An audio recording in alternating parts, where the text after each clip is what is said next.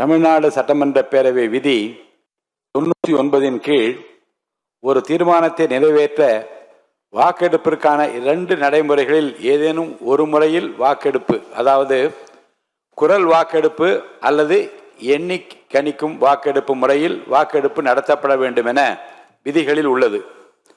விதி 99 உள்விதி 1 கீழ் இத்தீர்மானத்தை நிறைவேற்ற குரல் வாக்கெடுத்து நடத்தப்படலாம்.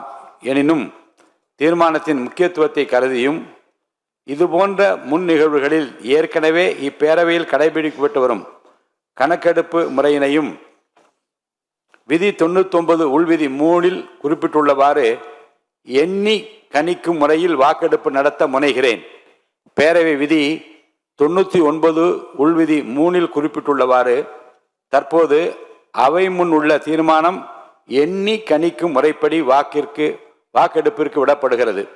பேரவை முதன்மை செயலாளர் அவர்கள் அழைப்பு மணியை, அதாவது கோரம் பெல் 3 முறை ஒலிக்க செய்வார்கள்.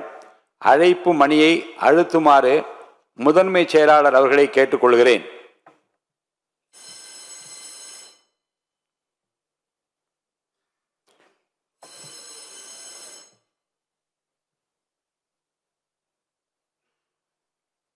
பேரவையின் நுழைவாயில்கள் அனைத்தையும் மூடும்படி அவை காவலர்களுக்கு உத்தரவிடுகிறேன். பேரவையின் அனைத்து வாயில்களும் மூடப்பட்டிருந்தவா என்று உறுதிப்படுத்த வேண்டுகிறேன்.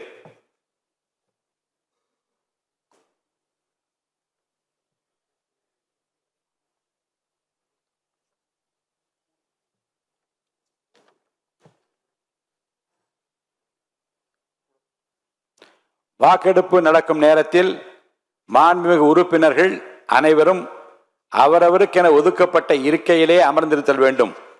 மாண்புமிகு உறுப்பினர்கள் தங்கள் இருக்கையில் செல்லவோ இன்னொரு இருக்கைக்கு செல்லவோ கூடாது.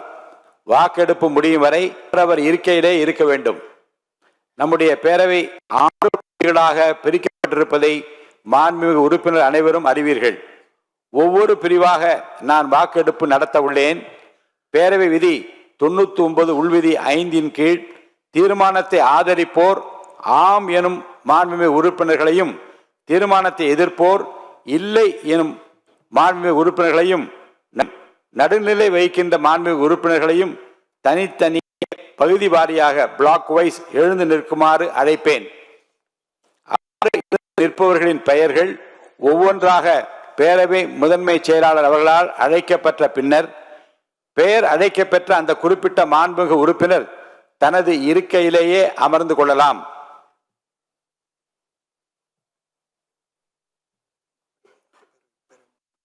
பேரவை முன் உள்ள கேள்வி: திரு சி.